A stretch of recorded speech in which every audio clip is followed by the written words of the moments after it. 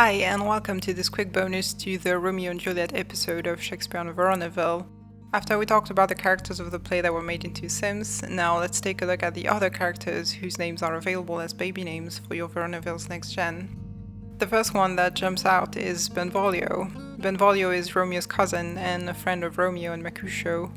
He seems like a kind, rather calm person. When Romeo shows his distress over Rosaline not loving him, Benvolio is supportive and does what he can to help him get over her. In his conversations with Mercutio, he's definitely the more low-key of the two, like a cooler counterpart to Mercutio's fieriness.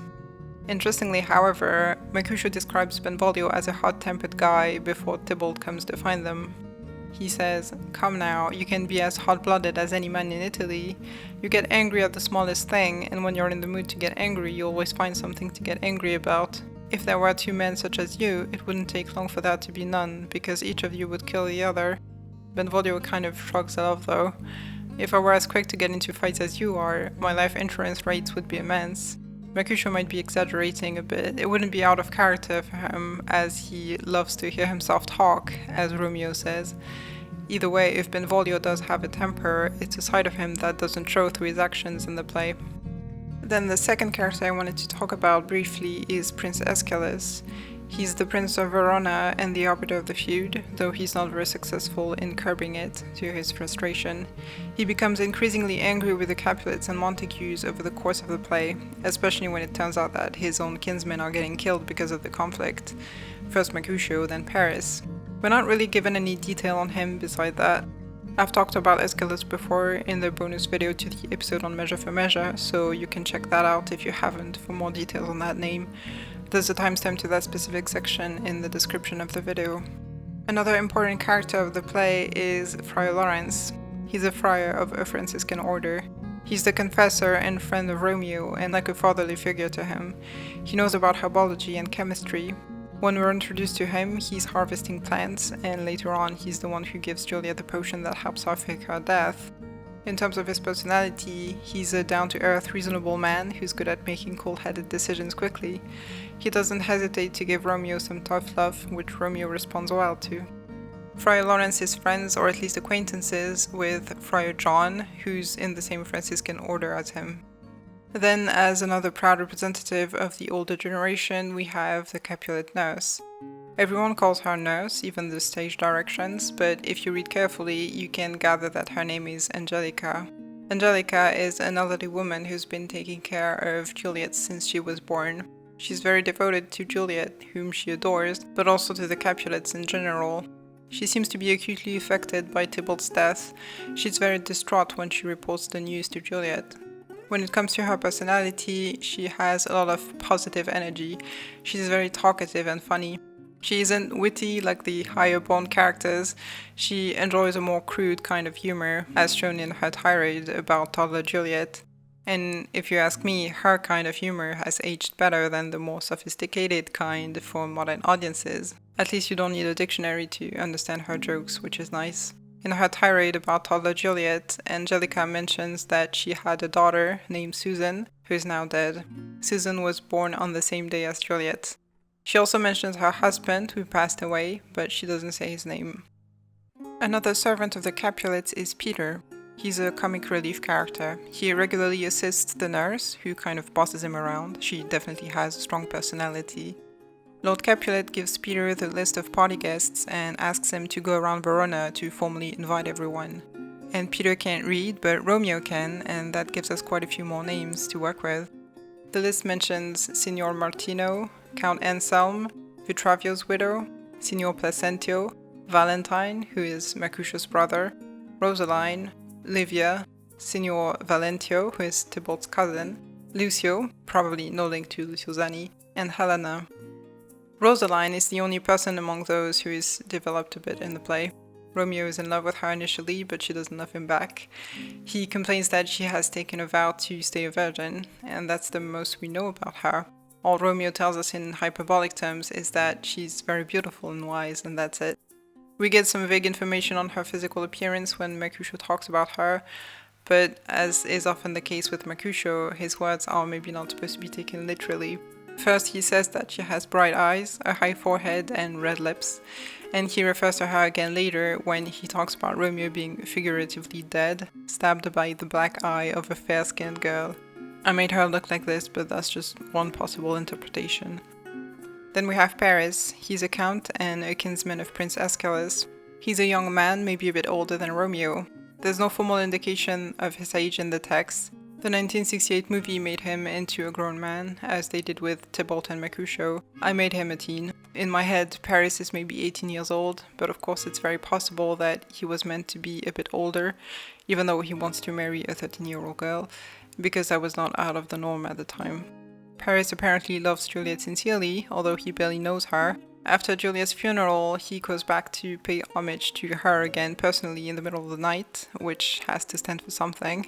He does come off as a bit smug and annoying at Friar Lawrence's cell when he talks to Juliet like he's certain that she loves him and that she can't wait to get married to him, but otherwise he seems like a decent guy.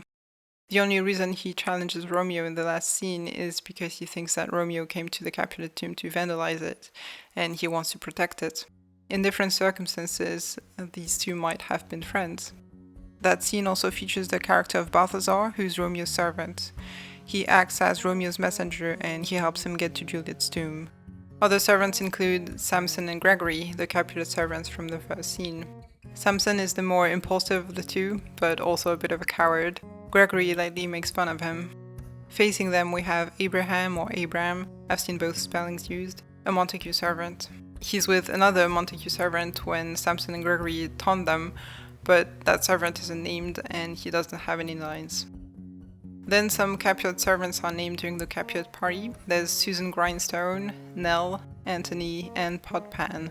More random names are thrown around during the party. Lord Capulet and his cousin talk about the son of Lucentio, a Capulet. One of the party guests is said to be the son of old Tibero, and another one is called Petruchio. Petruchio comes up again as one of Tybalt's friends in the scene of Mercutio's death. We only know that he's in Tybalt's group of friends from a stage direction, but he doesn't have any lines. Hieromonte's grandfather is also called Petruchio, but I don't think there's any link there. Later on, we are briefly introduced to musicians hired by the Capulets for the wedding between Juliet and Paris: Simon Catling, Hugh Rebeck, and James Soundpost. These three last names are music references. A catling is an instrument string, or it can also refer to the string instrument itself. A rebec is a medieval instrument similar to a violin, and a soundpost is a part of instruments of the violin family. It's pretty cool to get some last names. They could be useful if you want to create custom townies, for instance. Then you'll remember the name Tybalt from Tybalt's character analysis. Tybalt is a perfect cat name, of course. From what I've read, Tybalt and Tybalt are actually two variants of the same name. During the Middle Ages and the Renaissance, the spelling of words wasn't standardized, so it was common to see the same words spelled in different ways, even within the same text. And it was the same for names. For example, Shakespeare had a son named Hamnet, who was christened as Hamlet, which was apparently interchangeable with Hamlet. As you can imagine, the theory of a link between Shakespeare's tragedy Hamlet and Shakespeare's son has long been debated. Shakespeare's son Hamnet died when he was 11 years old. Wikipedia says, at that time in England, about a third of all children died before age 10, which explains why Juliet's siblings and the nurse's daughter all died so young, I imagine. Anyway, Tybalt is technically the same name as Tybalt then, but I think it's different enough to us moderns that it would be a good name for a cat of the Cap family. As a counterpart to Tybalt, Reynard would be a good name for a pet of the Montes. As I talked about in the character analysis, in the Tales of Reynard the Fox, Tybalt and Reynard are initially allies before becoming enemies, a bit like Consort and Petruchio used to be associates before they started hating each other. If you're looking for more pet names, you might be interested in the names of the other animals featured in the Tales of Reynard. You can find their names on the Wikipedia page of Reynard the Fox, which I left a link to in the description. I think these names are very cool. Then the last name I have is Rosemary. There's no character in the play whose name is Rosemary, but Rosemary the plant comes up a couple times.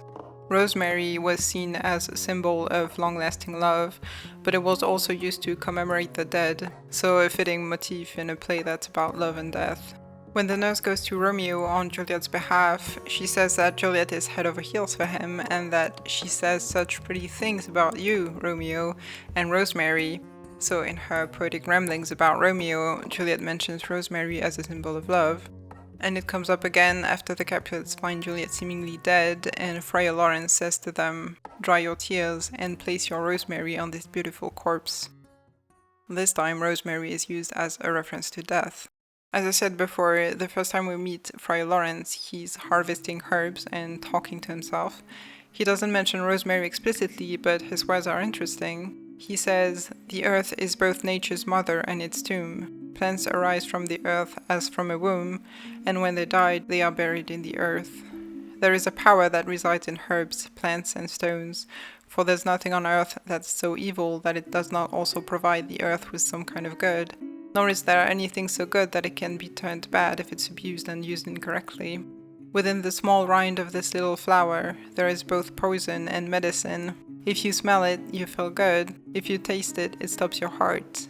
Two opposing elements, good and evil, reside in both men and herbs.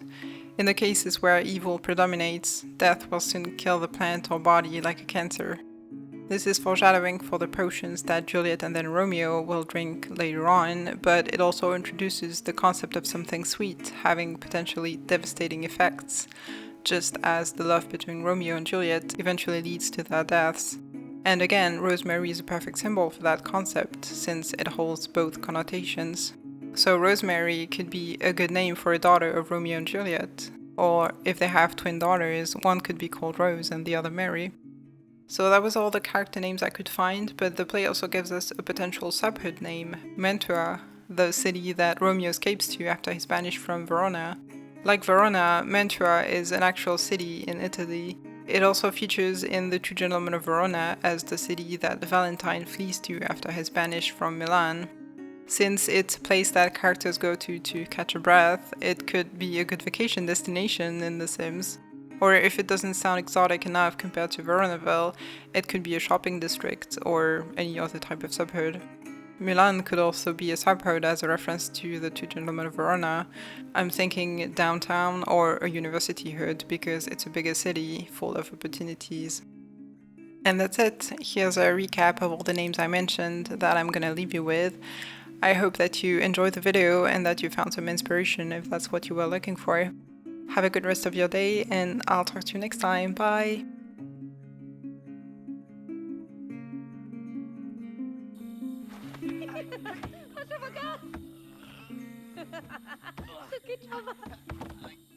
Wow.